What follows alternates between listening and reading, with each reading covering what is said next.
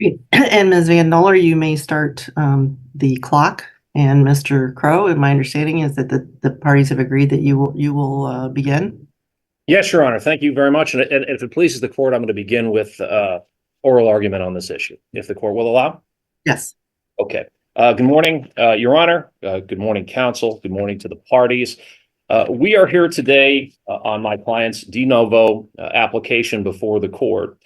And we are truly before the court because we have a decision that is seeking a record. That is what's happening in this case. A review of the referee's recommendation is replete with both factual errors, legal errors, and in addition to that, misstatements that are crucial to, I believe, a fair resolution of this case. Our objection starts as it relates to the facts and findings of this case, in which it begins in the first three sentences of this recommendation, is a error. Information not in the record, but just assumed by the referee, that there was a period of time in which Ms. Jones had, quote unquote, relocated to Wisconsin. This issue had been addressed during the course of our hearing. There is no evidence to suggest that there was any move to the state of Wisconsin, and that is one of the issues in which is used to determine what the established custodial environment in this case. The transcript itself does not demonstrate, the record does not demonstrate in any fashion that this move took place at all, but it's being used foundationally as a way to adjust the burden as it relates to the established custodial environment. Now, in addition to that, we have quite a few factual errors that have happened that occurred in the course of this recommendation. Now, number one, the entirety of this decision is, in my view, based upon three separate factors. It's based on, number one, the fact that my client made certain Facebook posts. Number two, regarding an incident that occurred outside of my client's apartment. And number three, an issue with my client sending an email to the principal, just a stern email. And if you look through the factors that the referee used to come to the conclusion in this case, you can see that essentially she based her entire decision on those three factors. Number one, as it relates to the quote unquote Facebook posts, as is in the record, Your Honor, my client is a social media influencer, and she stated on the record that these Facebook posts were not indicative of her actual behavior, and there was no testimony or no evidence whatsoever to suggest that it wasn't the case. No evidence put forth by my client saying that this did occur. No evidence put forth by Ms. Haley Jones indicating that any of these things occurred. Essentially, my client writes a few Facebook posts, and now we have two children who have been relocated out of the state of Michigan to the state of Florida. On that same note, Your Honor, what is a lot of hay is being made in the referee's recommendation regarding an incident that occurred outside of her apartment. Now, during the course of our hearing, we discussed this in great detail. There was testimony from my client. There was testimony from Ms. Haley Jones regarding what occurred. And there was no evidence to suggest that, first of all, that there was any tangential involvement between the parties. In addition to that, there was no evidence to suggest that my client had anything to do with the shootings. In fact, there were quite a few that the record indicated that the shooting didn't just affect my client's car, but affected quite a few other cars in the apartment building. And this issue, which, by the way, had appeared in front of Your Honor, and the court had come to the same conclusion that I think the referee should have come to in that situation, which was that essentially it was that this happened outside of an apartment building that my client was staying in for a few weeks until her house closed. And those that and an email that my client sent to a principal, which was not in any way inappropriate or obscene, but it was just stern. If you look through the entire decision made by referee Kessler in this case, that is the current that runs through this entire argument. Every single time in which the referee wishes to define against my client, she finds a way to reference those factors. And if you look at it, it runs throughout the entire case. But the record clearly does not indicate that these issues are of great substance. Now, what the record does indicate, and which is ignored to a fashion which I think is completely inappropriate, what is ignored is the conduct of Ms. Jones in this case. In fact, there is nothing more telling than what occurred in the factor as it relates to the legal residence, the factor involving the residence and the stability and the continuity of the respective families. We have a situation in this case in which there was testimony which was unrebutted that my client for the last nearly 2 years has been living in a residence which is completely reasonable, by all accounts, very, very nice. There was testimony regarding the amount of bedrooms, that the multiple bedrooms that she had in the residence, that the children enjoy living there, that there is absolutely no issue to it, and that there's been stability and continuity throughout the entire process.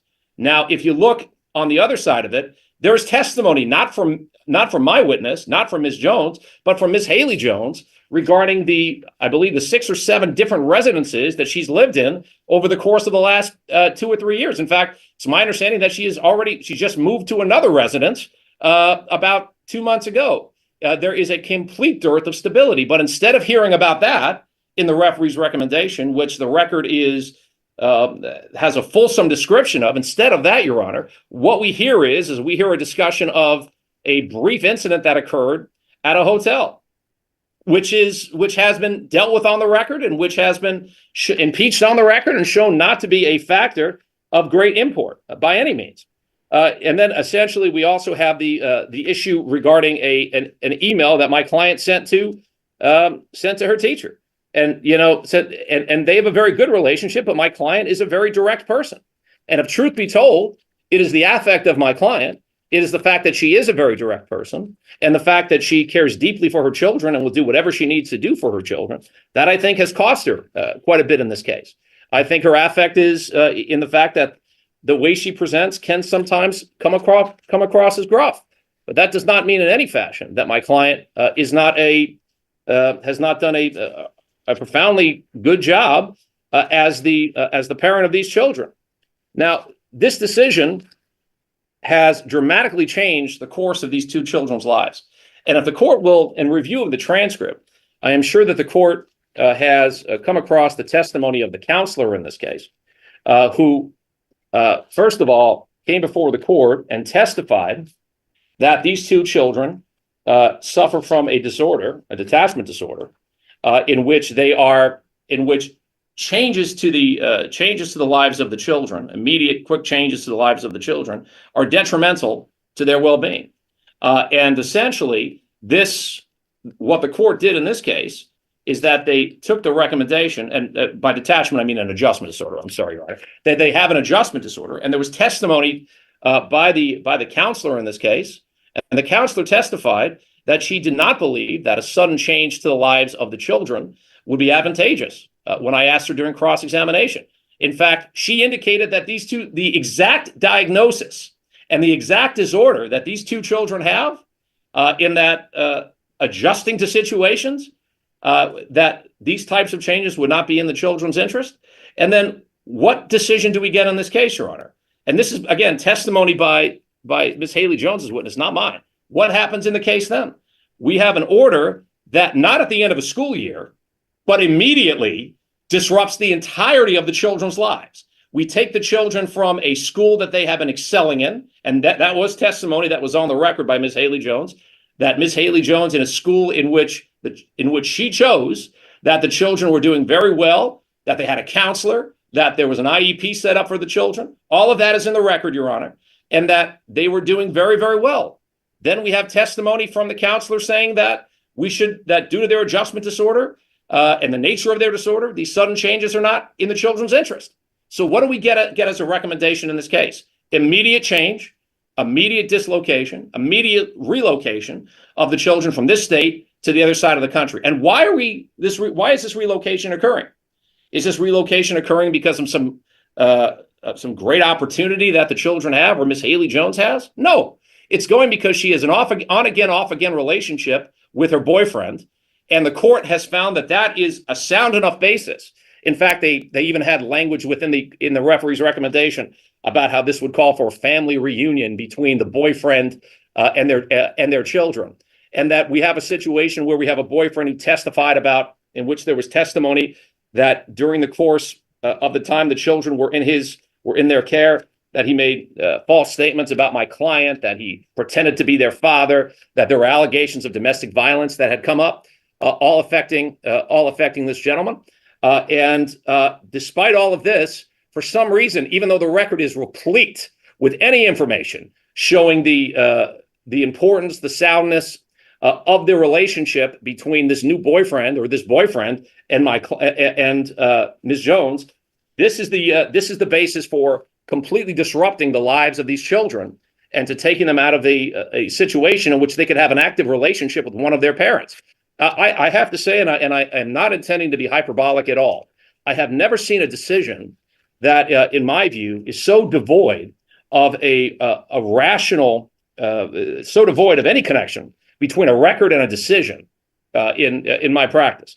I have never seen a situation in which the most incidental incidents are raised and raised for one client, and profoundly disturbing incidents are downplayed on the other side of this case. And I am certainly not asking the court to take my word on it. A simple review, in my estimation, of the transcript and of what happened in this case, you can see, in my view, you can see one case, Ms. Jones's case, Ms. Jones's testimony, the cross-examination of Ms. Jones, and the evidence presented by Ms. Jones in this case. You can take a look at that, and you can compare it to the information and the evidence that was supplied by Ms. Jones in this case. And in my view, I think that this is a rather one-sided application, a one-sided issue, I believe. And I think that the record itself and the transcript itself certainly calls for that, Your Honor. That will complete my opening statement, Your Honor. And at this point, I'm ready to call a witness if the court will allow. All right, please do. At this time, I will call Ms. Jones. And I will remind Ms. Jones we have a very limited period of time. And so I would ask her to kind of keep her answers short and to the point if she could. So, Ms. Jones. Hold on, I have to swear her in. Let's do that. Yes, Your Honor. Thank you. Would you raise your right hand? Would you state your name for the record? Jada Jones. Do you swear or affirm the testimony you're about to give in this matter is the truth, the whole truth, and nothing but the truth? Yes, Your Honor. Thank you. Mr. Crowe. So, Ms. Jones, since the time of that this order was issued, do you harbor any concerns about what has been occurring with your children? Yes. Could you please tell the court what's been happening? Abuse, domestic violence, relocating to homes that are not healthy, starting over in schools where they struggle with making friends. I'm gonna object. The witness is not testifying from any personal knowledge. I don't know where she's making the statement from. Well, she's testified for about 2 sentences now, Judge. I think that she will be explaining what the basis of information is. I'm sorry, Judge. Perhaps you want to lay a foundation first. That's fine. So, Ms. Jones, how long have the children now been primarily living in Florida for?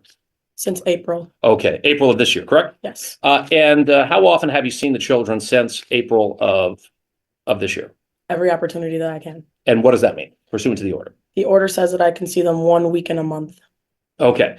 And so the children, so to be clear, under this order, the children now have to travel from Florida to Michigan. Is that right? Every month? Correct. Okay. And so they're flying every month now. Is that right? Correct. And you heard me say a few moments ago that that the children had been diagnosed with an adjustment disorder. Isn't that correct? Correct. Okay. And do you believe, without indicating what the children have said, do you believe that that this move is in their best interest right now? No. And tell me why you feel that way. Because they are getting me eliminated as a parent. I don't get to see them or talk to them as much as I did before this order went into place. Has this been disruptive to your relationship between you and the children? Yes.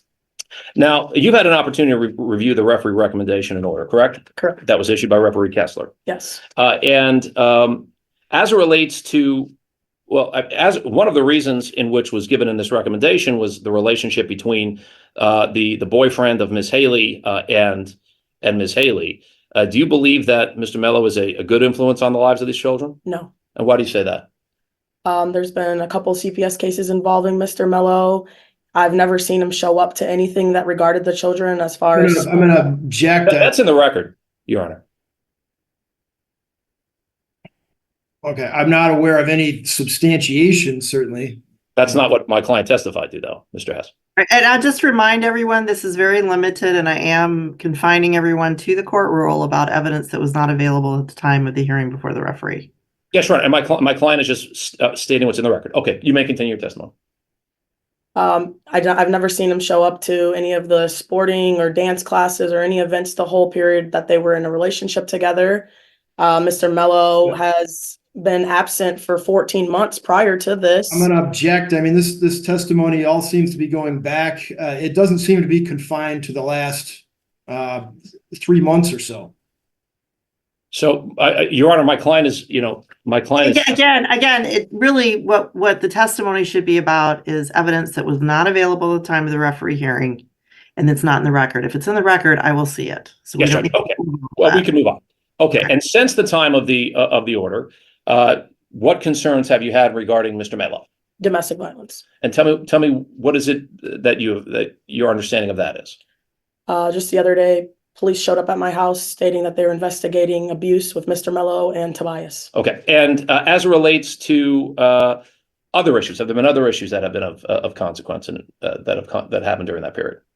In the last 3 months? Yes, it's just that I don't know if I can say it because it might be hearsay. So well, don't say what anybody else has said. Are there any other concerns that you have? Just living in the home with Mr. Mello and the domestic violence, the children. I'm going to object to this. I mean, the witness is not. I'm going to move on. I'm going to move on. Personal knowledge. I mean, okay, I'm going to withdraw the question just so I don't waste my time, with long objections. I'll move on. Withdraw the question. So, have there been issues with the visitation and the pickup and drop off since the time in which this order has come into place? Yes. Okay. Tell me what's happened. The police have been called to my house. Haley's mother has driven by several times, parked in front of my house, showed up unannounced several times after I've asked not to do that. The pickup drop off has been a lot of argumentation about if she's supposed to come to my house to pick up the kids or not. The order says that she's supposed to, but she was under the impression that she wasn't at one point in time. It's just become a lot for the children to always be there, and then the police are showing up and it scares them, and it's just a lot of that going on. Was there a recent issue that occurred between you and Miss Haley Jones and her mother showing up at your house? Yes. Actually on July 15th at drop off, Haley Jones pulls up to let the kids out of the car, and then her mom shows up in another separate vehicle, just lurking around the neighborhood, and I didn't understand what was going on. So there were two cars that came to the Yes. visitation, and so what actually occurred? Was any interaction between you and the mother? No, because we have a no trespass, no contact order with the mother due to her doing the several incidents before. Okay, so there's already an order in place saying the mother cannot trespass on your property. Right. Okay, understood. And how has this order affected, in your estimation, your relationship with the kids? It affected greatly. I went from seeing the children 2 to 4 times a week, picking them up from school every Monday, every Thursday, taking them to basketball practice, taking them to gymnastics, dance class, baseball. I mean, I'm the parent who enrolled the children in all the extracurricular activities and made sure that they kept up with going to practice, going to the games, and instilling that into them. And now I'm going from seeing them 2 to 4 times a week personally in person to 1 time a month on a weekend where we're spending most of our days traveling the whole weekend. Okay. And in your opinion, do you think it's healthy for the children to have to travel every month by airplane from Florida to Michigan? No. That seems like a lot of traveling, wouldn't you say? Yes. Okay. I'm going to reclaim my time, I guess, at this point. I'll stop and I will allow Mr. Hess. Now, and this is on Mr. Hess's time now, the cross-examination? Correct. Okay, Mr. thank you. Hess. Okay, no cross-examination. Any other witnesses, Mr. Crowe? I call Ms. Haley Jones. Right. Would you raise your right hand? Would you state your name for the record? Haley Jones. Do you swear or affirm the testimony you're about to give in this matter is the truth, the whole truth, and nothing but the truth? I do. Thank you. Good day, Ms. Jones. So, and I'm going to get right to the point because time is limited. Ms. Jones, since you've lived in the state of Florida, have you already moved residences again? We did move. Okay. And so, where did you move compared to where you were previously living? About a mile down the road. Okay. And so this is, so in the last 3 years, so how many moves is this now that you've had? I'm going to object. I mean, this goes back to, I guess this is already part of the record. the prior moves. You can certainly ask about what's happened after the referee findings. I mean, Your Honor, I don't think it's. I don't know how it's relevant. I mean, yeah, I think that Again, I think Mr. Crowe can use his time however he wishes, but again, what's in the record is in the record, so. Okay. So how many moves has this marked now in the last 3 years? Number, I don't. It's quite a few though at this point, right? Okay. Has there been, to your knowledge, has there been any CPS investigation or whatever the equivalent in Florida is of Mr. Mello during the last few months, if you know?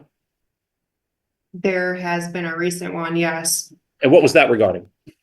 I never spoke to a CPS worker at all. No one's called me or talked to me at all. But I know that a DCF worker has been to our house. Okay. And in addition to that, has there been, how has the, Ms. Jones spoke just a moment ago regarding a pickup and drop off in which you brought your mother along with you. Is that right? Correct. Do you think that is a good way to kind of keep the volume down between you and Ms. Jones, since you do obviously have a very difficult relationship, to bring folks in which there's a trespass against to bring to the visitation? Do you think that was a wise thing to do?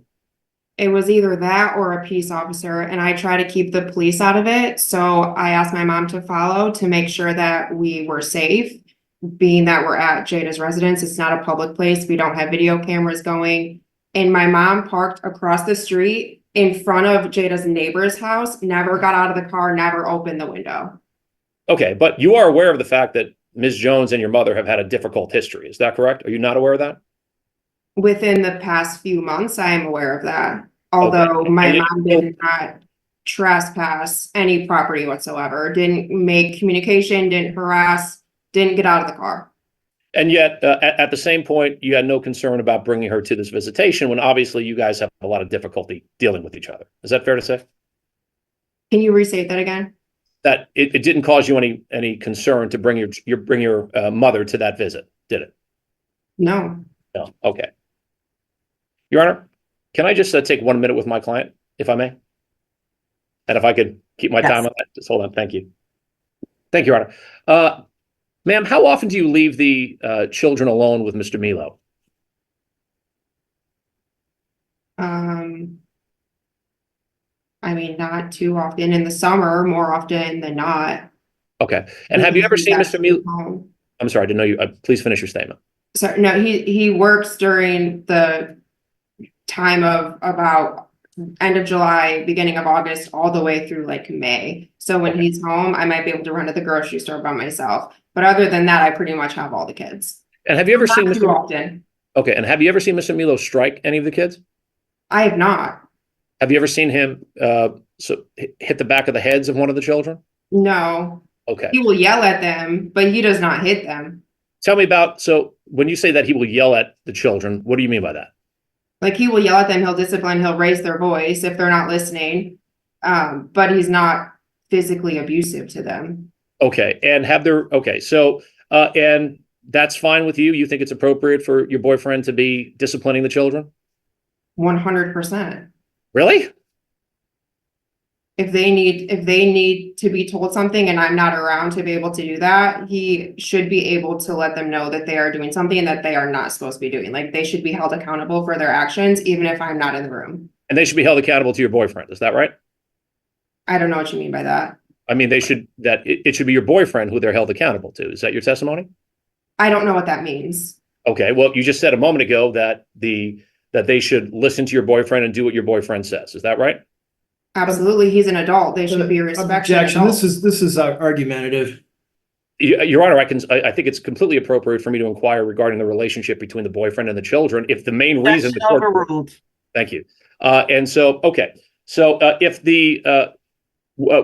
would you allow Mr. Melo to discipline your kids in a corporal fashion? In a what? Corporal fashion. Would you be okay with them hitting your kids? No. No. Okay. And so, and you testified a moment ago, you don't know what the subject of the CPS investigation that's currently pending is about. Is that right? I do not. I have not spoken to a DCF worker in Florida. I mean, have you spoken with Mr. Mello about it? I have, but he did not give me the details. He said that they would be visiting our house on Tuesday when I got back to speak to me. I mean, I'm not asking you to testify to what he told you, but that's a little odd that he would come to you and say, I have a CPS report, and you didn't find out what it was about, isn't it? Objection. Asked and answered. I didn't ask that question, Judge. Say it again. Overruled. Isn't it a little bit odd that Mr. Millo comes to you and says, I have a CPS case against him, and you don't inquire about what that CPS case is about? I think this objection just calls for Your Honor, certainly counsel has a right to has a right to have his objections noted by the court, but I have a limited amount of time, Your Honor, and the court has made a decision on the previous objection. If filibustering my time, Your Honor, I don't think is appropriate. I'll overrule the objection. Ma'am? No, I didn't ask. Okay.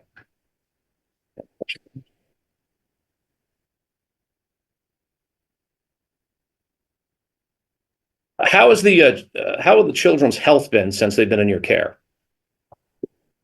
I mean, fine. Tegan has had stomach pain over like a course of 2 weeks, and then Tobias had strep throat. Okay, is there a skin disorder that one of the children have? Yes. Tell me about that. It's a viral wart. It's called molluscum, and I guess it's very common among children. Tegan's the only one who has it. Our other 3 kids in the house do not have it. She's being treated for it currently, but it is not affecting the way she's able to eat, drink, play. I mean, she is healthy other than the skin. And is she under the care of a physician right now? She is, yeah. She has a dermatologist for that. Okay, I understand.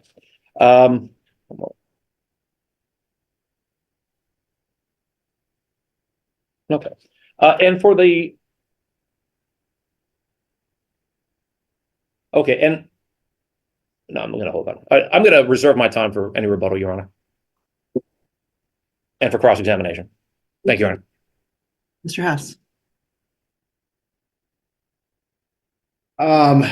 Can you explain the move from the one residence to another in Florida? Yeah. When Lucas and the kids had moved down prior to us, they were in a rental home. After that year had ended for our rental agreement, the owners of that home decided to put that house up for sale. We did not want to buy that house, and they were not renewing the rental agreement for us. So we decided to find another rental home close to the area. Like I said, it's about a mile down the road. And we went from a 4-bedroom house to a 5-bedroom house. So now all the kids have their own space, and we're actually very happy with that home. Okay. How do you believe the children are adjusting to Florida in general? I believe that they are adjusting well. They're doing great in school. I think they're doing good. Okay. The kids have had a few absences from school, is that right? Yes. Can you explain those absences? Yeah. There was a May 10 date that they were absent. They were absent for travel from Florida to Michigan on that day. So they did not go to school that day. They flew out early. On that Monday, May 13, they were absent. That was due to weather. We had a storm coming in with 80-mile-per-hour winds, and there was tornado warnings. That previous weekend, we had a storm that took our fence out and destroyed our backyard. I decided that I didn't want them to be at home or at school during that storm. So I decided to keep them at home under my care so that they were not stuck at school in a tornado or a storm where I was not able to go pick them up. And then what was the next date? The 15th? Do you have that? Was there an illness? There was another day where Tegan stayed home due to stomach pain, and I actually had gone around to like the med center, hospital, trying to just figure out where to take her for care. But I was not able to get her seen before the kids had to be picked up from school at 2:15. Therefore, she was not seen that day, but I did not get a doctor's note because we never actually saw a physician. And then the last absence, I think it was the 23rd, the kids had an appointment in the morning for establishing care with a pediatrician down there. And then Tobias was checked in late at 11:30 and Tegan stayed with me. Okay. And those are the absences. So the kid's first day of school, do you recall what day that was in Florida? April 8th. Okay, so those are the absences since April 8th. Yeah. Okay.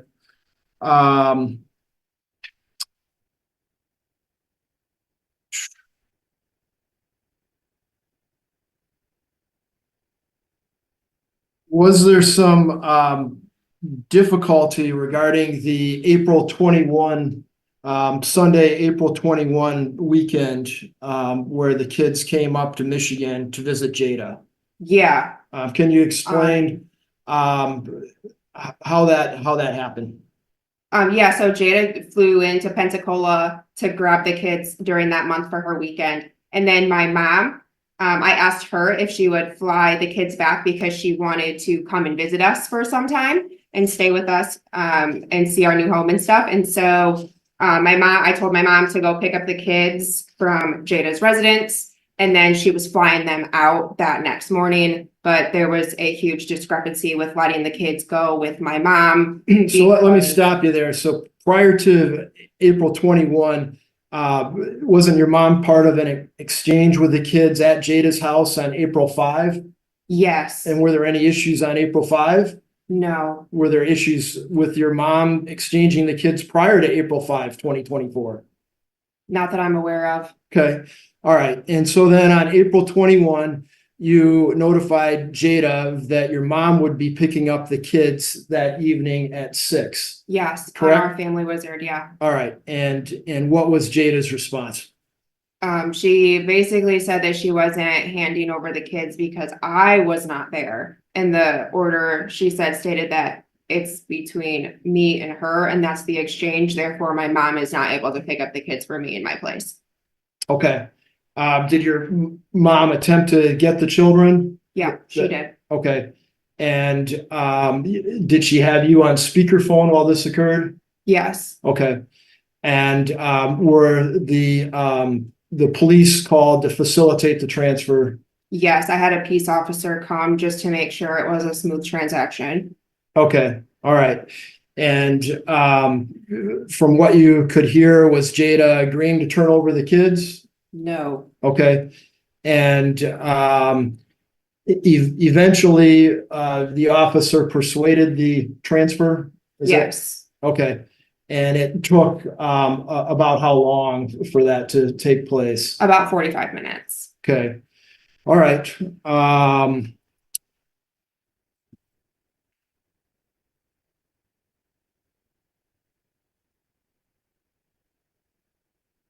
When you say the kids are doing well in school, what exactly do you mean by that?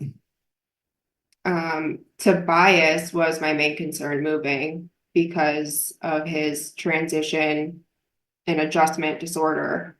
But he had done really well from the first day of school until the last day of school. In his IEP meeting that we had, in which Jada was present as well, he had met 100% of his IEP goals, and they stated that the IEP.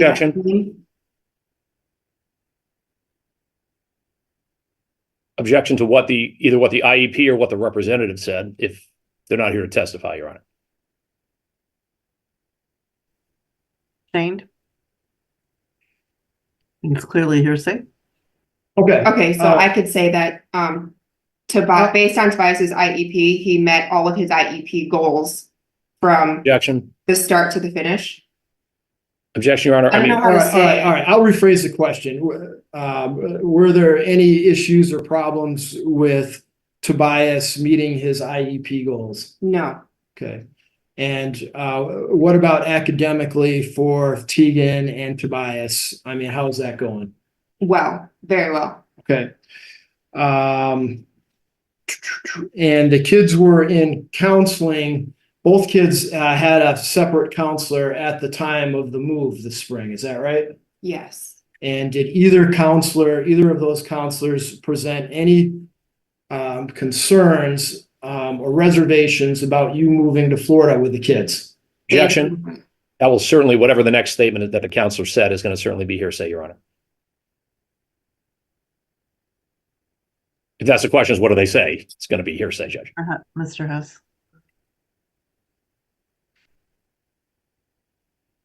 Well, I think I can ask my client, I'll refer, whether she's aware of any concerns that the counselor's had about the Unless move. that basis is not hearsay, Your Honor, I would say that it's still, end run hearsay. I'll sustain.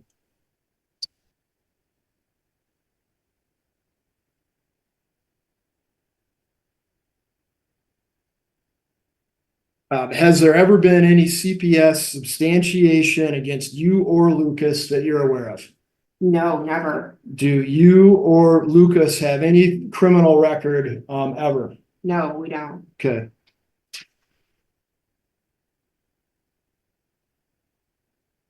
Oh, that's good.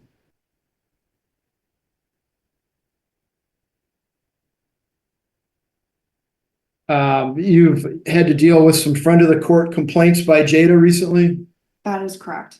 Okay, what was the basis of those, complaints? That I did not answer the 7 p.m. FaceTime calls on the weekends that she has had the kids. Okay. Do you think that that's a reasonable interpretation of the order, that as soon as the kids are with her all day, but then she gets the FaceTime communication at 7 p.m. as well? Objection calls for a legal conclusion. She's asking he's asking the witness to interpret an FOC evaluation, Your Honor, from a legal perspective. I'm asking my client if it's a reasonable interpretation of the current order. A reasonable interpretation calls for a legal conclusion, Your Honor. And She can give her opinion. She can give her lay opinion. Yes, Your Honor. In my opinion, that's not how I interpreted it. I don't believe that the kids should be on FaceTime shortly after they get home while they're adjusting to getting home. It just doesn't make sense to me, so I have not enforced it, and that's not how I read it, because I think that if they're with her that day, then they don't have to FaceTime. Okay.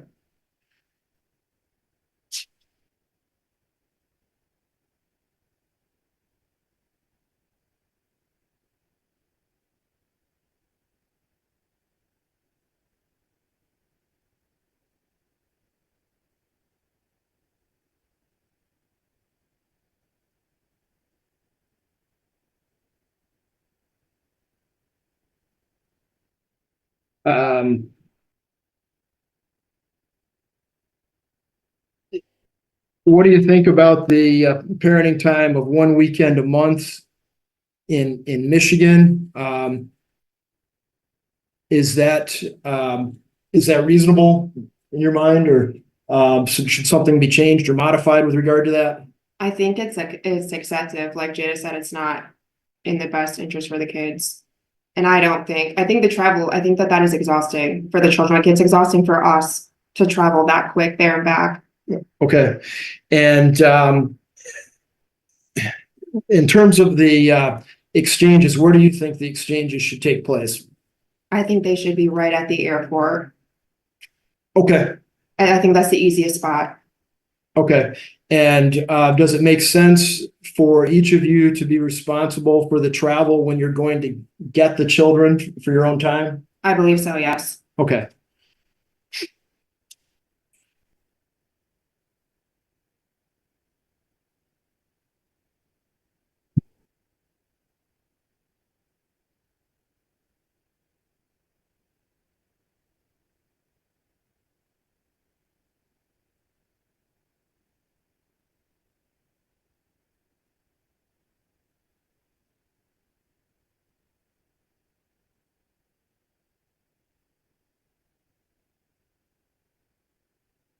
I don't have anything further.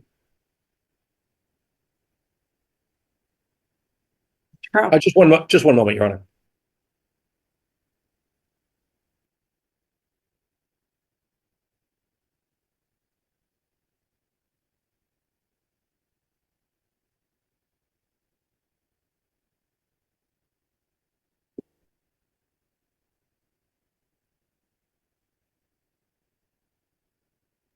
Okay, so ma'am, you testified a moment ago regarding the amount of absences. How many absences have they had in total thus far since they relocated to Florida in the middle of the school year?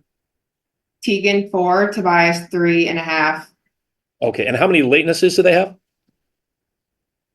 I don't know. You'd have to look at the paper that you guys submitted. Okay. Has it been would you say that they have been late a significant amount of times? I wouldn't say a significant amount of times, no. How would you describe it? I would say that they're late at school the same amount of time here than they are there. Okay.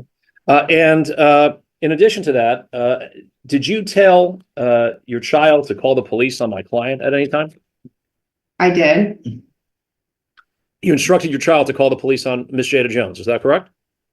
If they were not brought back to us, So, then I told her that she needs to find help because Jada has kidnapped them and taken them and hidden them and hotel hopped with them before, which is already in the record. So I guess that doesn't need to be said. Although I have told Tegan that if she doesn't come back when she knows she's supposed to, then she needs to seek help. Because I will also be trying to find them as well. okay, so you think that my client is going to what's wrong? You think it is appropriate to tell your children they should call the police on my client, is that right? 100%. If they are not being brought back home and they are being withheld and hidden, 100% every time. Okay. Should they also call the police if they're hit by your boyfriend? They are not hit by my boyfriend. But if they were being physically abused at your home, they should also call the police about that. Objection, speculative. I mean, Your Honor, it's in response to the last answer, Your Honor. It's a follow-up question. I'll allow the question. I don't know. You don't know? I'm sorry, you don't know the answer to that question? If your kids are being hit by your boyfriend, should they call the police? If they're being abused, sure. But they're being not hit is abused. okay by your boyfriend, though. Is that right? Huh?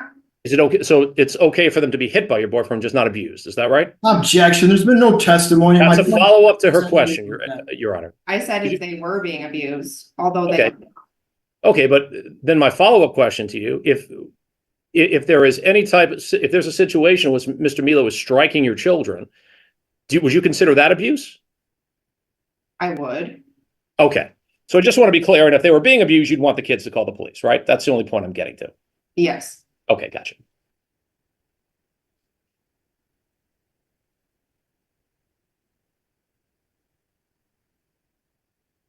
Just as it relates to having the incident that you discussed regarding the pickup at the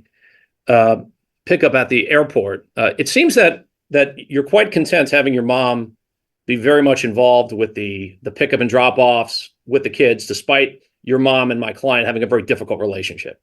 Isn't that right? I am okay with my mom being involved with pickups and drop-offs. If I need her, then I am okay with that. But you know that your mom and Ms. Jones have a difficult relationship, right? Objection. Counsel's misstating testimony. My client testified that prior to April 21, they didn't have any difficulties with exchanges at all. Okay, I mean, I'm just asking whether she's aware of any difficulties that they've had. Yeah. I am. Okay. And yet, despite their difficulties, you're still using her as to assist in pickup and drop off, right? Not necessarily assist. She did not assist in this last drop off. She was just there behind me as like a safety net, I guess you could say. Okay. Do you have any desire? Do you have any desire to co-parent with my client? Beyond just for what is necessary for the kids, no. Well, I mean, I would assume by co-parenting it would be regarding the kids. Do you think that that working as a reasonable joint custodian, legal custodian with my client, do you think that's an important goal? I believe it is an important goal, yes. And do you think your conduct has indicated that you are interested in doing that? Absolutely. Okay. And I mean, so when you took Tegan to the ER recently, did you contact my client and let her know? I did not know. Okay. And this is like a long string of you not complying with your joint legal custodial responsibilities. Objection, argumentative. It's not argumentative, Your Honor. It's cross-examination. Because Tegan did not have a PCP yet, I would. Allow it. You need to wait for me to rule on the objection. Thank you, Your Honor. And there have been quite a few incidents, and this is all in the record ad nauseum, times in which you did not comply with being a reasonable joint custodian with my client. Is it the plan that you're going to continue this conduct? No, So what happened recently when the child was taken to the ER, you didn't call my client? That's indicative of you turning over a new leaf. Is that right? what was the last part you said? Indicative of you turning over a new leaf. I don't know what that means. Indicative of you changing your behavior. No, I mean, she was never seen. Right.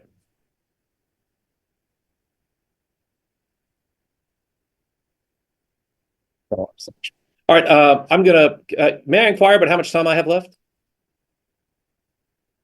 I'm sorry, Your Honor, you're muted.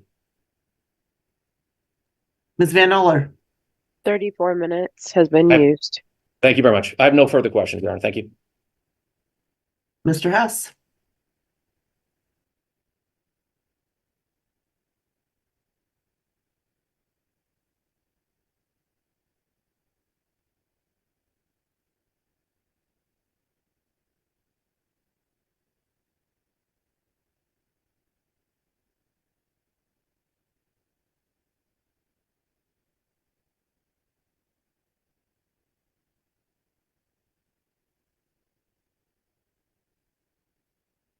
Has Jada made it easy to co-parent with her?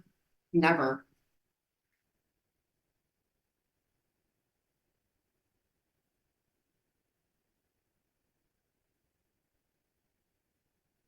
I don't have anything further.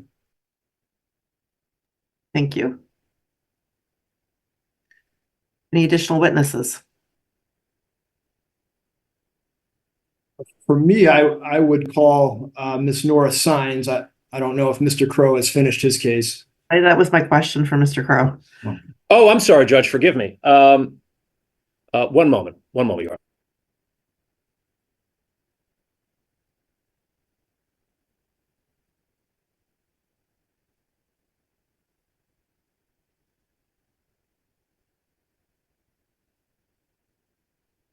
I have nothing further this time, Your Honor. I would like to reserve for a closing statement, if I may.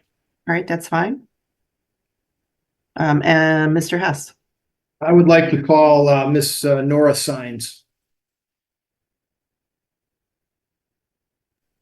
Ms. Van Oler, would you let Ms. Signs into the virtual courtroom, please?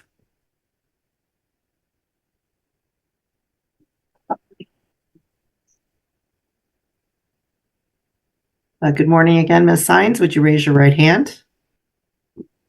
State your name for the record, please. Nora Signs. Do you swear or affirm the testimony you're about to give in this matter is the truth, the whole truth, and nothing but the truth? I do. Thank you. Miss Signs, how are you acquainted with the parties? Haley is my daughter. Okay. And you were involved in an exchange of the children on April 5 of this year. Is that right? Yes. Okay. And the exchange was from who to who? From Jada to myself, picking up the kids for Haley. Okay. And where did that exchange occur? At Jada's home? Okay. Were there any issues with the exchange? No. Okay. Prior to April 5, did you have issues exchanging the kids with Jada? No. On April 21 of this year, you were involved with an exchange of the children. Is that right? Yes. Okay. And I guess please explain what happened. Haley asked me to pick up the children in her absence, and I was going So to... just to clarify, Haley was in Florida. Is that right? Yeah. And, Yeah. and the idea was that, correct me if I'm wrong, you were going to fly the children back to Florida. Yes. Right. At the end of Jada's weekend, correct? Yes, that is correct. Okay. All right. And what happened on April 21?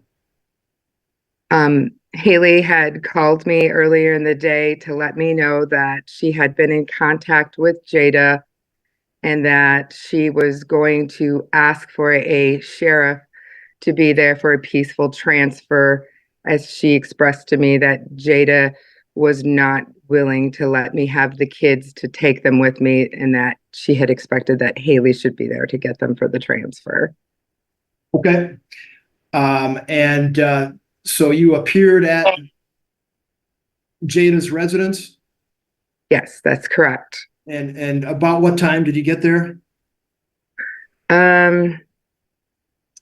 I want to say that I sent her a text at about 5:55, letting her know that I had arrived and that I knew I was early and that I would just wait street side. Okay, so where did you park? I parked across the street from the home. Okay, and did you exit the car? No, I did not. Okay, and did the police show up? Yes, he did. Okay, and did the police go to the door then at Jada's house? Yes, he did. Okay, and what did you see? What did you observe at that point? I observed that Jada met the police officer at the door and they had a conversation of asking, he told me he was going to ask. And Sustained, Ms. Signs, you can't say what other people told you.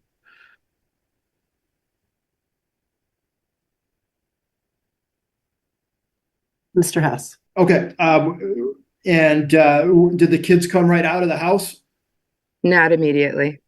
Okay, and was there yelling involved at some point with Jada? Was there yelling involved at some point with Jada? There were multiple episodes where her voice was escalated. Okay, all right, and did you see the children? Not initially. At one point, they did step out on the porch and then went back into the home. Okay, and if they were anywhere near the door, would they have heard the yelling that was going on? Yes. Objection to what the children did or did not hear? Perhaps you want to clarify your question, Mr. Hess. Were the children out on the porch while there was yelling by Jada? No. Do you know where the children were at that point when there was yelling by Jada? I do not know where the children were in the house. Okay. Was it loud enough? You don't have to tell me what she said, but was the yelling loud enough that you could hear what Jada was saying? I could hear most of what she was saying from across the street with my window open when she was using an escalated voice or a louder voice. Okay. Eventually, were you able to get the children? Yes. Okay. The next day, did Jada send you a text? Yes. And that's that's the text that starts out by saying, Nora, this is your final chance, something to that effect. I believe it said, "This is your last warning." Okay. All right. And she forced you to sign something before you took the kids? She gave me a paper to sign before she would release the kids. Okay. And you wrote a note on it also? Yes, because I didn't agree with what was on it. Okay. All right. And had Jada ever had you sign anything at any prior exchange that you've done with her? No. Okay. But this was the first exchange that had occurred once the kids had actually moved to Florida, correct? Yes.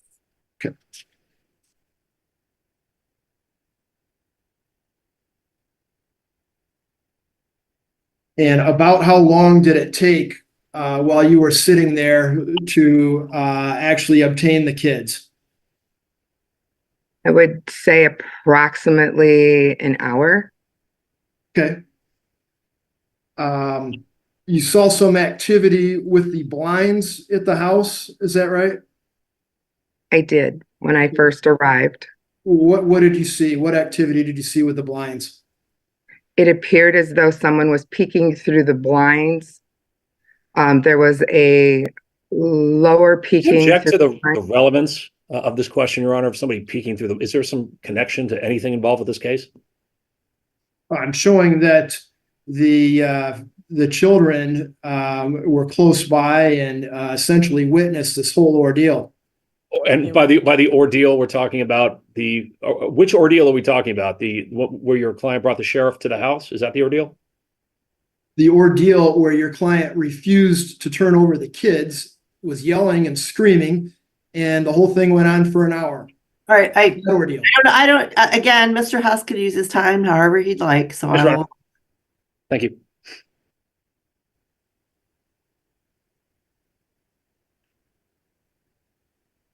So I'll ask you again, Nora, what was going on with the blinds?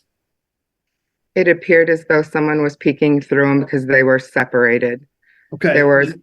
It looked like they were separated at a lower level and at a higher level. Okay. And did it appear that the lower level was the children? The lower level appeared as though it could be someone like the children, their height. How many other people were there that you saw? I saw Jada's mom and dad. Okay. Was Jada's wife there as well? I did.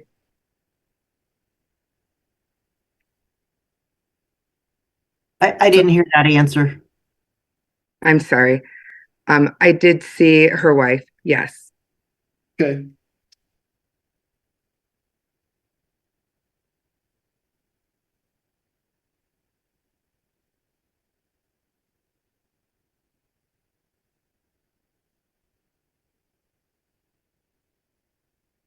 What were the kids doing when they eventually came out of the house towards your car?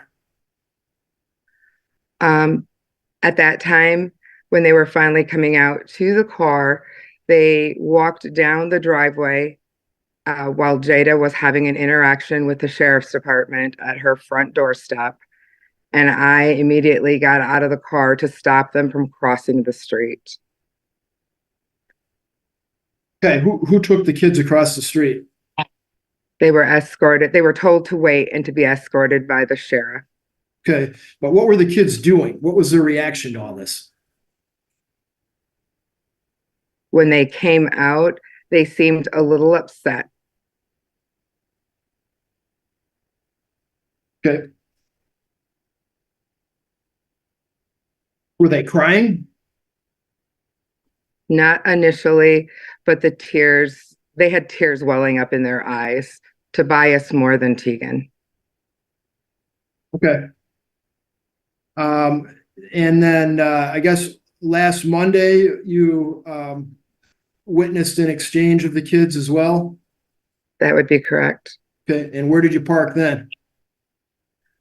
I parked in front of the neighbor's house next to Jada's house, across the street behind where Haley was. Did you stay in your car? I did. Okay. And what did you believe that your purpose there was? Haley asked me to be there to help support her because she didn't feel safe. Okay.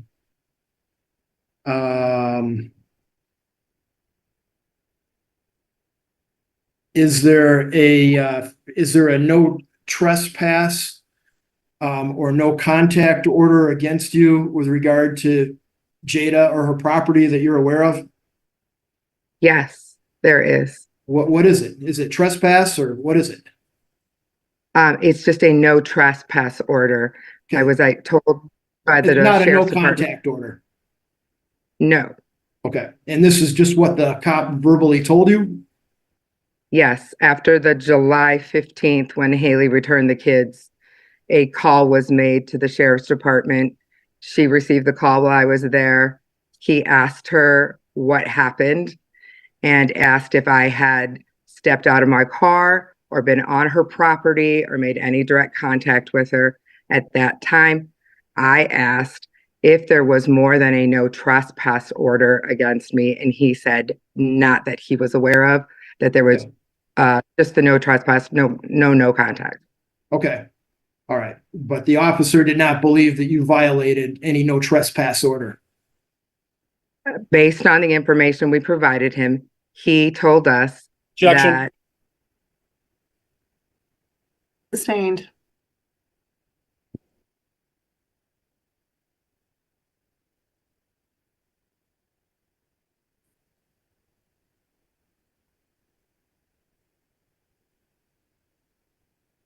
When Jada was yelling with the cop,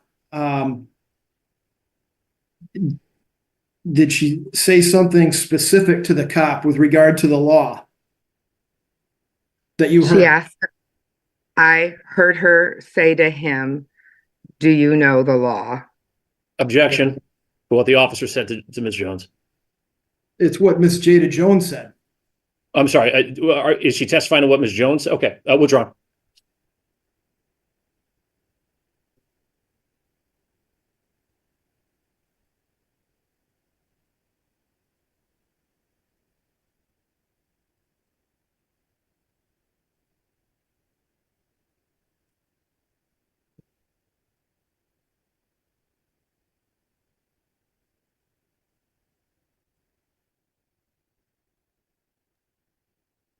Nora, on July 15, when the kids were walking out the driveway, did you hear Jada yelling then? My window was closed. I could not hear her exact words, but she was yelling in front of her yard and raising her arm as if she was angry, pointing in my direction. Okay, and the children, did they see this? I think objection Yes. has been answered, Your Honor. I think we've covered this ground like 3 or 4 times now. Again, with whether the children were present, whether they Well, saw. we're on to July 15 now. I think we talked about April 21. I'll allow the question. Thank you, Your Honor.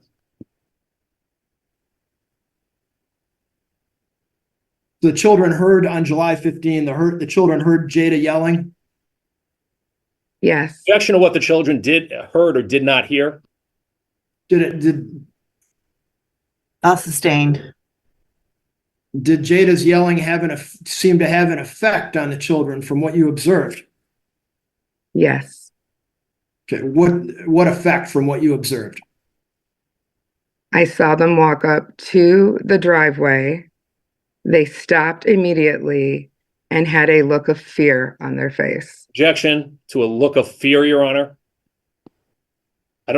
Certainly she can describe what facial gesticulations took place, but for her to characterize it in some fashion, I don't think that would be, Your Honor, appropriate. Mr. Hess. I think she can give her lay opinion, but if I need more detail, I can get it. Well, she can't give lay opinion regarding what was in the minds of the children, whether it be fear or, she can describe what they looked like. I'll sustain. I think we need some more specifics. Okay, what was the mannerism? You've seen people that were in fear before in your life. Is that right, Nora? Yes. Okay. And how do people act when they're in fear? Objection. Relevance to, I'm sure she's not here to testify regarding her experiences. Okay, I would. All right. What were the kids doing? What were the kids doing?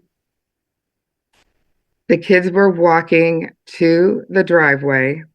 When the yelling started, I looked directly at them and they stopped immediately in their tracks, did not move anymore, turned their bodies facing in Jada's direction. They both raised their heads, no smiles on their faces, and their eyes were wide open and did not move. Okay. All right. Thank you. That's all I have. And so after that occurred, ma'am, they went and they gave Miss Jones a hug. Isn't that correct? A hug goodbye? I did not observe that. Sorry. Oh, well, did they give the hold on one moment. All right. So she can. Well, let's actually start with the incident that occurred at my client's residence. Now, do you happen to know when the sheriff was actually called? Was it at 6 o'clock or was it several hours earlier that the sheriff was called? I believe the sheriff was called prior to the pickup. Now, in fact, it wasn't prior to the pickup. It was prior to the pickup, but in fact, it was 5 hours earlier, right? About 1 o'clock that the sheriff was actually called. Isn't that right? I do not know the answer to that question. Okay, but let's be clear. This was not a circumstance or a situation in which you arrived to pick up the kids and there was an incident and then the sheriff was called. This was a plan of action, was it not? That the sheriff was going to be present during the pickup and drop off, correct? It was a peaceful transfer. Okay, but a peaceful transfer doesn't usually have the sheriff have to come out for a peaceful transfer of parenting time. Isn't that fair to say? I do not know the answer to that question. Okay, but but would you agree that it's a little bit provocative that during the first, I believe this is one of this is the April 15th, I believe one of the first times in which the parenting time exchange took place pursuant to this order, that the initial instinct was let's get the police involved before the pickup and drop off even took place. Isn't that fair to say? No. No, so why were the police, I mean, won't that only escalate a situation between two parties who have had a difficult time with each other? In your opinion? There was no incidents that took place on April 15th. All right. Well, just to be clear, so first of all, the pickup and drop off time was supposed to be 6 o'clock, correct? For what occurrence? Or the occurrence that occurred at my client's residence. I'm asking for clarification of the date. I believe that was July 15th. The July 15th incident that occurred at my client's residence. When the drop off was taking place. Haley dropped them off after their vacation time with her. Yes. Okay. Okay. And so essentially, whose idea was it to have the sheriff called? There was no sheriff on the July 15th drop off. But on the April 15th is what I'm referring to. Whose idea was it to call the sheriff? It was Haley's. Okay. Gotcha.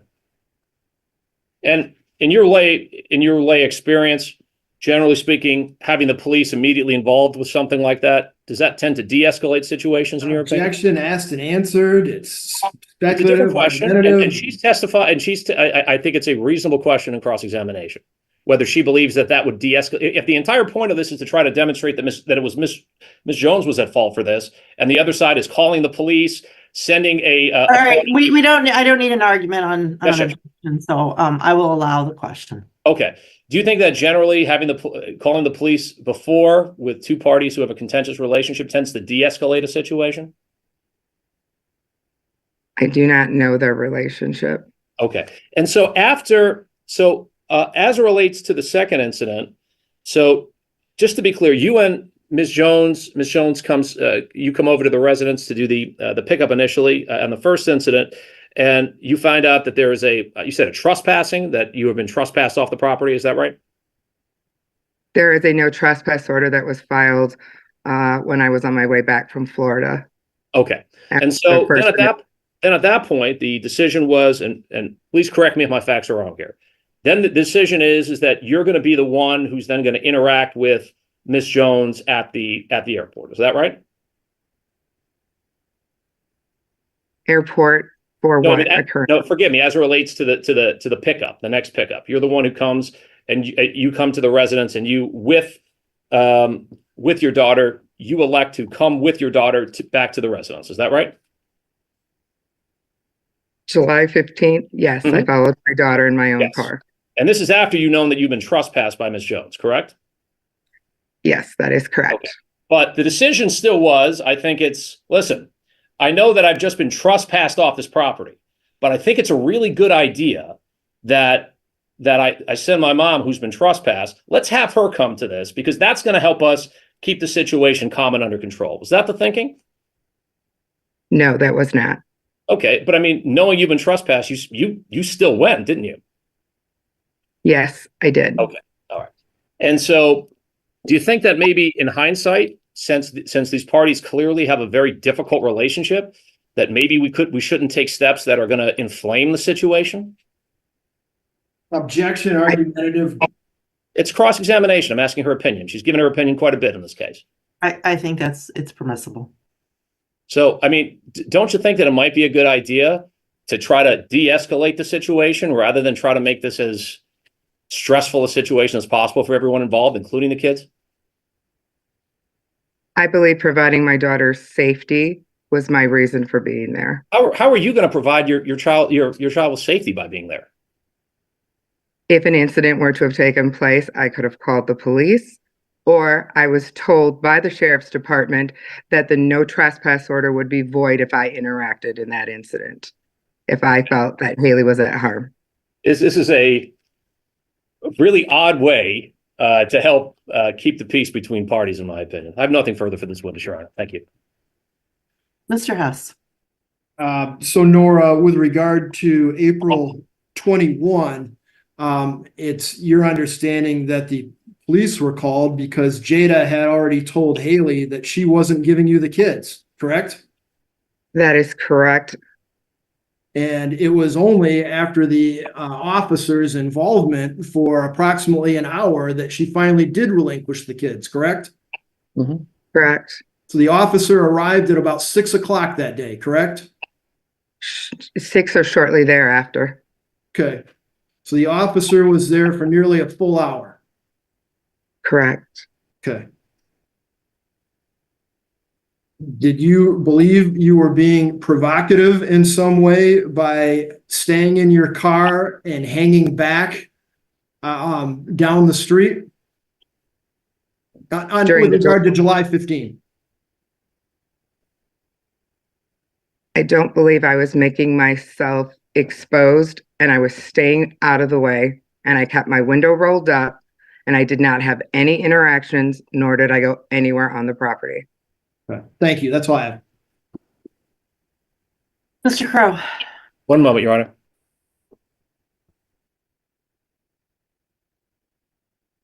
And what we haven't heard is why wasn't Haley present for this pickup and drop off? For the initial one, for the April pickup and drop off? Why were you there and not Haley? For the April 21st, Haley asked me to be there in her absence. And why was she absent? She was in Florida. Okay, and so she just elected not to come and pick up the kids herself. You would have to ask Haley that. All right. Well, she didn't give you a reason why she wasn't going to be there. She asked me to pick them up. They're my grandchildren. It gave me an opportunity to spend time with them. Okay, but there was no follow-up question at all? I mean, why are you wouldn't that be a normal follow-up question? You didn't ask why it is that she wasn't going to be present for her kids? No, I was very excited to be able to pick them up so that I could spend time with them. Okay. All right. I have nothing further. Thank you. Mr. Hess.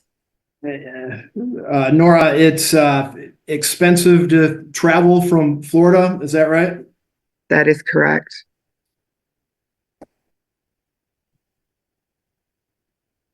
Did you believe that there should be any issue with the grandma providing some of the transportation? Objection to form. Did you believe there would be any problem with yourself as the grandmother who has done many exchanges in the past? Did you believe there would be an issue on April 21 with you doing the exchange? No. Okay, thank you. That's all I have. Mr. Crowe. I have nothing further with this witness. All right, thank you. May she be excused? Yes. Mr. Crowe? I'm sorry, Your Honor. May she be excused? Yes, Your Honor. Thank you. All right. Thank you very much, Ms. Sines. You can leave. Thank you. All right, Mr. Hess.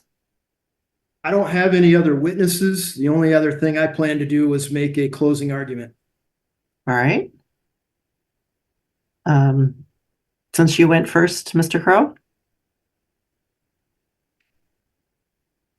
Yes, Your Honor. Did you want to make a closing argument? Oh, yeah. No, I did, Your Honor. Would you like me to go first?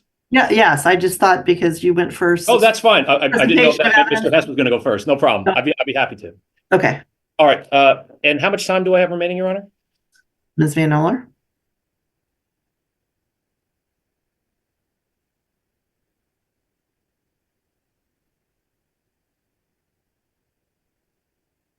Ms. Van Oler?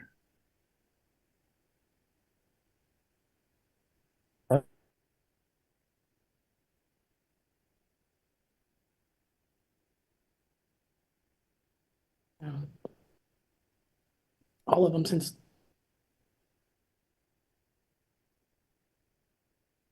Go ahead and make your argument, Mr. Crowe. You can feel free to cut me off if I go over time, Judge. Thank you. All right. So, Your Honor, we've heard, so from Mr. Hess's side in this case, I shouldn't say Mr. Hess, forgive me, Ms. Haley Jones's side in this case, we've heard now sort of a real focus on these two issues that occurred after the time in which this order was issued.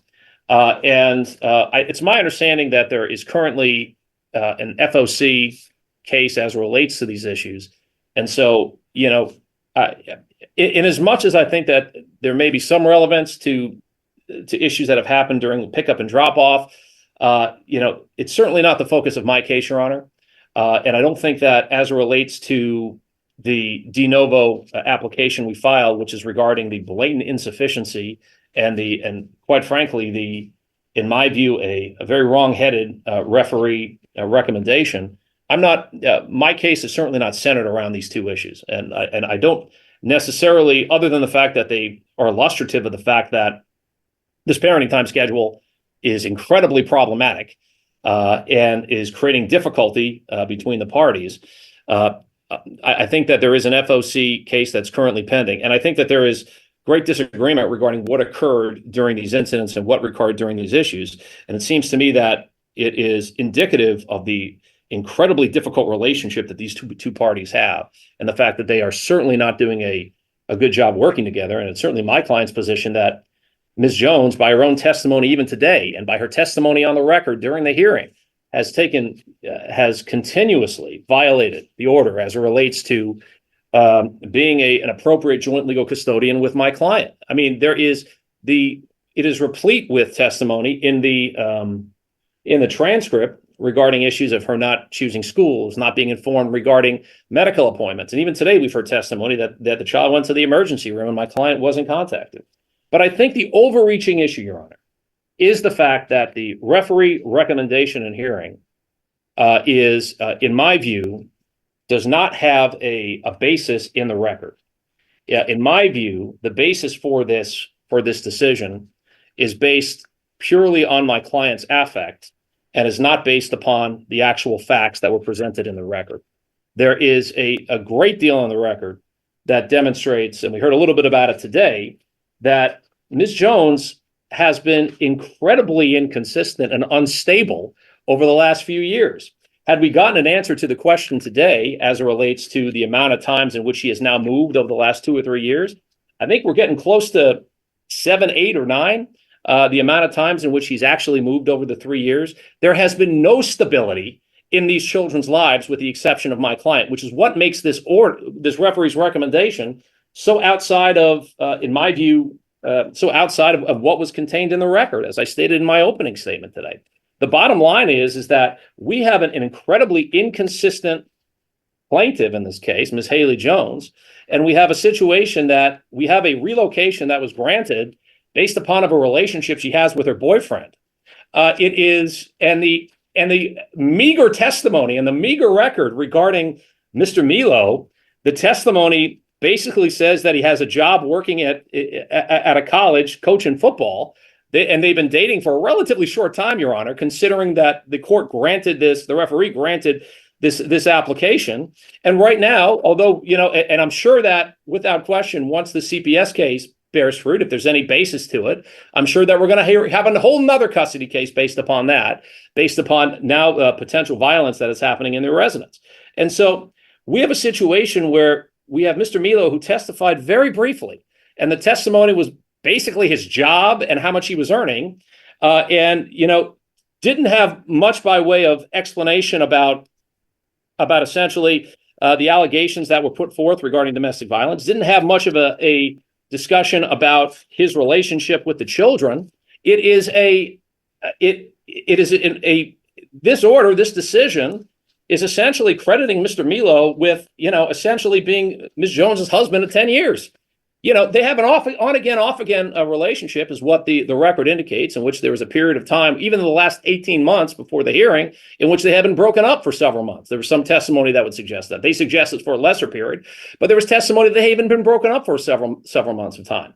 Now, that did not stop this referee's recommendation from taking these children out of the place where they have lived consistently and moving them all the way to Florida while having a disorder that specifically speaks to not changing their environment and not changing their situation. Now, other than, testimony that is self-serving by Ms. Jones regarding how the children are doing in school, there's no evidence, any evidence been presented regarding how the children have been doing. In addition to that, you have a situation where now we're in the summer. It will be quite easy at this point, if the court did grant our application and return the children back to the school that they have been consistently going to, that the children, that would be, I think, less of an adjustment than having the children continue this path of, in the middle of a school year, being taken out of their school situation. And if I just may make a brief comment on that point, I have to tell you, regardless of the way the court views in totality this case, I think it is incredibly unusual. We have two kids who have an IED and have essentially a disorder that indicates that and this is again testimony by their witness, that essentially has a disorder that indicates that there should not be fast and rapid change in their lives. That's their disorder. And so what does this recommendation do? Immediately rips them out of their counselor, their school, their entire situation, and sends them 1,000 miles south. It is the jurisprudence in that decision, Your Honor, makes no sense. According to this record, there's no emergency. There was no great reason for this to happen, to disrupt the children's lives, but it still happened. In fact, this court, I believe, rightfully granted an ex parte, which the court then reversed. But the court did initially grant an ex parte restricting that because it's such an unusual decision by the court. And what I would say, Your Honor, with respect, certainly, what I would say is that this recommendation is so far afield from the way in which these cases are decided, in which you have evidence, you have testimony that so clearly has a one-sided view of this case. You have a woman who has a boyfriend. She moves around constantly. There are allegations that are put on the record, which she admitted that the children ingested prescription drug while in her care. And the court bending over backwards, Your Honor, in my opinion, to take the smallest of issues against my client, turning them into mountains, and taking the largest of issues from Ms. Haley Jones and turning them into molehills. And again, as I said from the beginning, I believe this referee is a decision in search of a record. I think that the court knew where they were going with this case. And I think that what they did is that they try to find anything that you could make a tangential connection with. And again, I don't ask for the court to take me at my word in my representation of my client. I think the transcript is clear. I think that if you look at the witness testimony, there is very little in this other than Facebook posts and a crime that happened near my client that occurred, very little at all to meet the standard necessary to completely change and alter these children's lives, to totally deprive my client of getting to be a real parent. Now she's got a weekend a month when she used to see the kids 4 times a week. And why? Because of a Facebook post?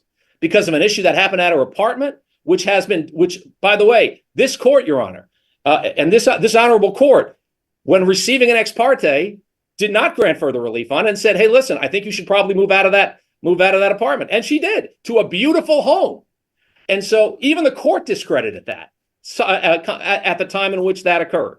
And so now that is being used as a basis to completely change the lives of 2 kids who have psychiatric guidance in which it should not be changed rapidly, to totally deprive my client of getting to be an active parent in these children's lives.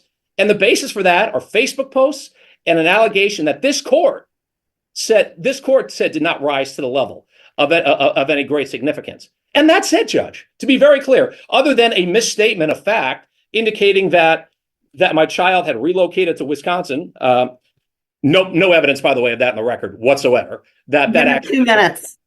2 minutes. Thank you, Judge. No evidence. No evidence that actually occurred.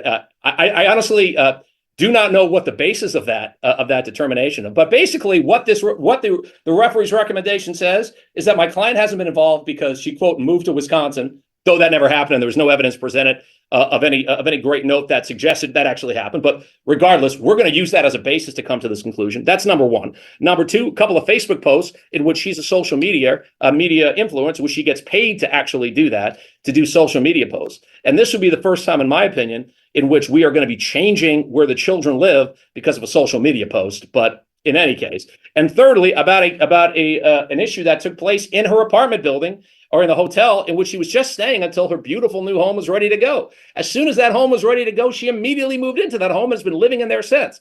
And there has been no testimony to suggest that home isn't anything but a great suburban enclave for these kids, and that she's been there ever since.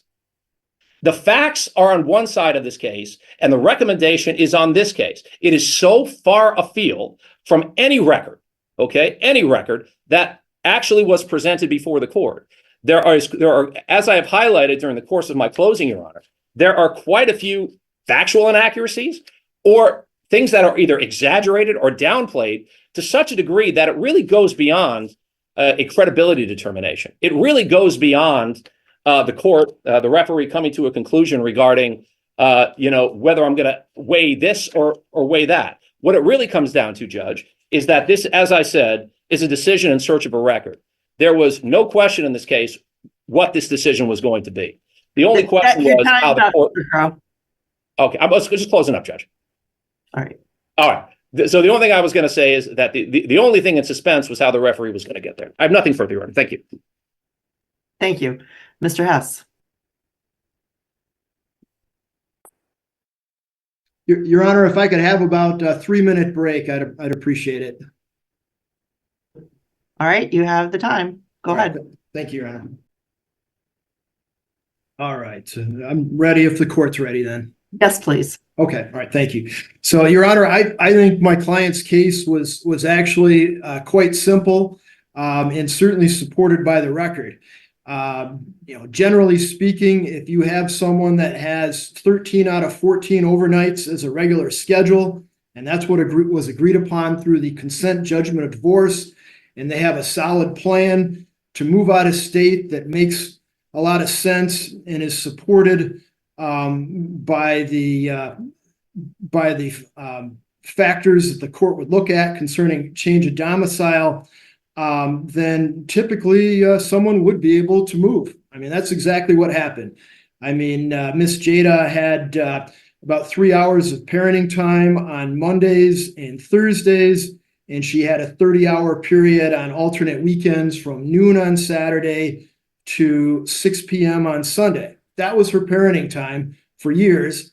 My client testified as to that she actually had, for a considerable period of time, far less parenting time than that. And I think it's totally inaccurate to say that she never moved to Wisconsin. I mean, her own exhibit that she turned in from the trial, it was exhibit I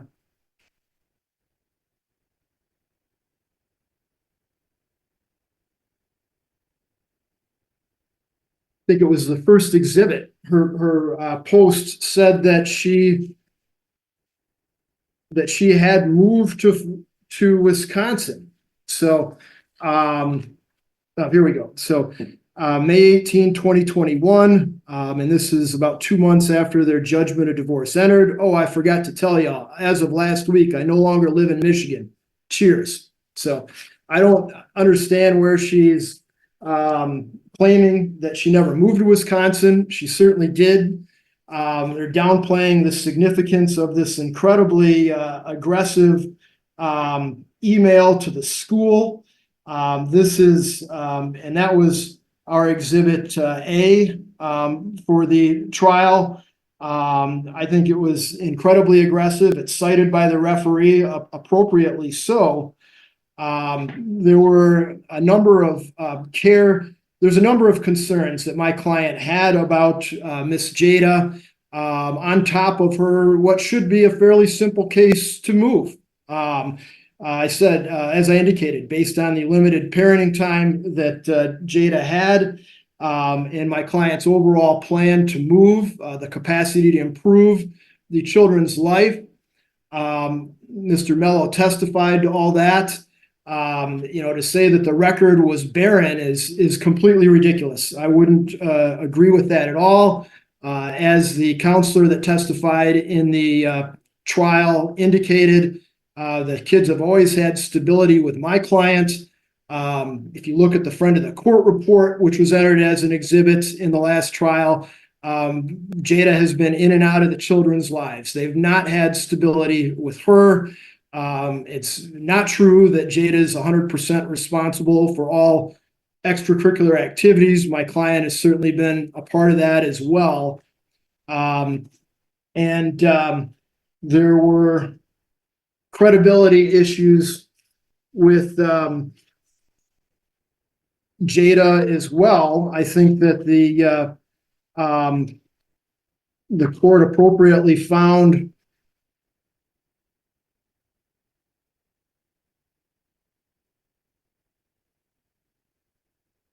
that my client should be able to move. My client did put her life on hold while this trial went on for nearly a year.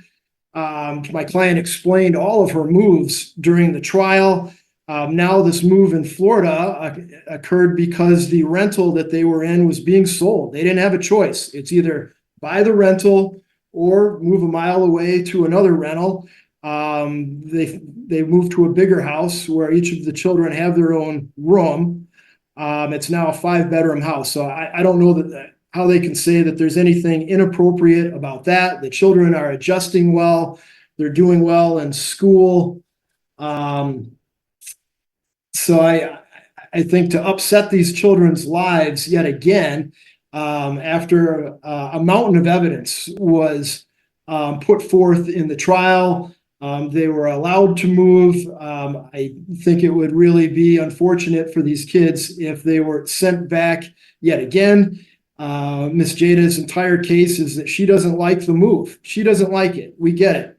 And I don't think that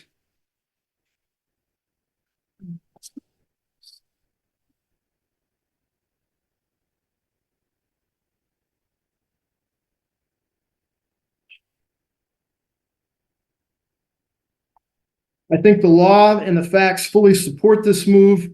Jada continues to be difficult. There's numerous testimony about how difficult she is. This continues to be the case when she makes an issue out of nothing. Real simple. Grandma's coming to get the kids just like she's done many times in the past. The only difference is this is now the first exchange since the children have moved to Florida. So Jada goes berserk, says that the grandmother is not going to be able to get the kids, that for some reason Jada says mom herself has to come up from Florida to get the kids. That's not what the court order indicates. That's not how anybody else operates. I mean, there's been never any restriction against the grandmother being part of the exchanges. It's just that Jada went berserk, and she did it in front of her kids. It was really unfortunate for them. With regard to the July 15 exchange, Nora hung back. She was there to witness in case anything went badly, but she was not there to cause any problems, didn't cause any problems, hung back. There again, it's Jada's reaction to everything that's the problem. So I think if Your Honor looks at all the exhibits as well as the transcript from the initial case, I think it's more than clear that the referee's decision was not based on 3 items. It was based on a mountain of evidence, almost all of which says that these children should have been allowed to move. They were allowed to move, and things are going fine. They bring out these mysterious allegations against Mr. Mello. He's never had any criminal record or CPS substantiation. Neither has my client. I mean, these are just red herrings that are being thrown out there.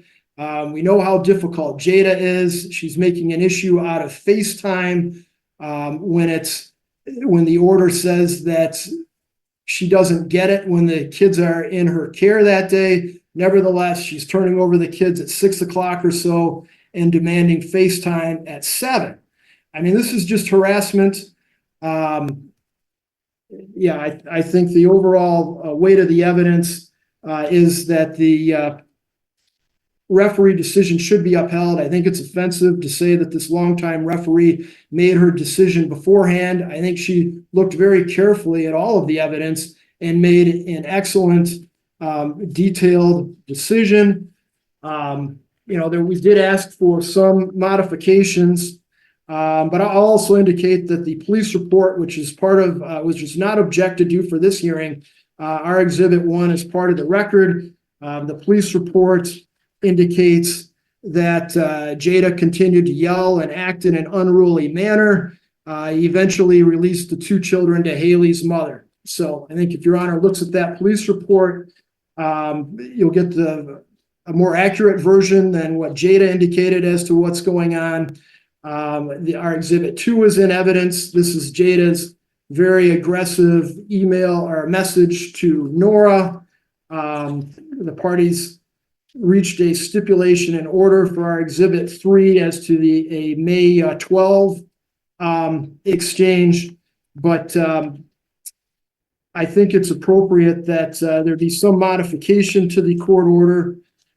I think once every 2 months would be better than neither party likes once a month on the transfers. It should be once every 2 months. I think half the summer to each would be fair. Let's do the exchanges at the airport. The parties have always had a public exchange. It's probably not or at least that's been the court order for quite a while, probably not a great idea to do exchanges at anyone's house.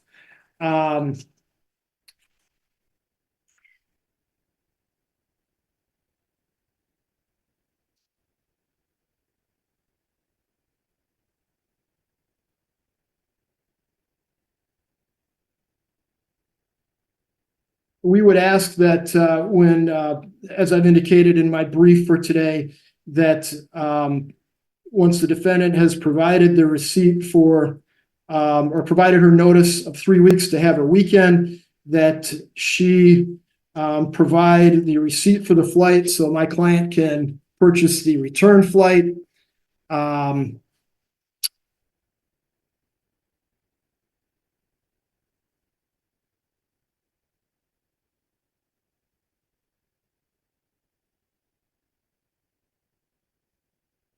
The exhibits from the initial trial, there's all kinds of pro-marijuana exhibits. One where Jada's driving a boat. I think the referee found that that's not appropriate, that she's got this very public marijuana habit.